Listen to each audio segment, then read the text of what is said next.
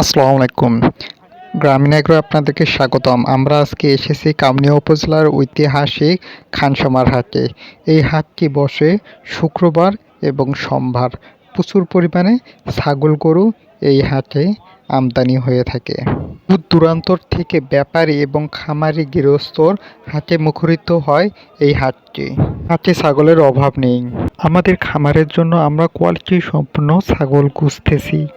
পাওয়া বেশ চ্যালেঞ্জিং। খামারের জন্য হাট থেকে ছাগল কেনার সময় কিছু বিষয় অবশ্যই মাথায় রাখতে হবে। ছাগলের চোখ মুখ উজ্জ্বল কিনা এবং ছাগলটি চঞ্চল কিনা তা অবশ্যই দেখতে হবে এবং ছাগল কিভাবে প্রস্রাব করতেছে তা অবশ্যই দেখে নিতে হবে।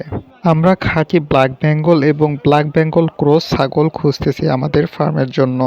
ছাগলের রং এবং ছাগলের জাত খুব গুরুত্বপূর্ণ। জাত এবং অন্যান্য ছাগলের গঠন, পোলট্রির কোনো ত্রুটি আছে না কি তা খুঁটিয়ে খুঁটিয়ে দেখতে হবে।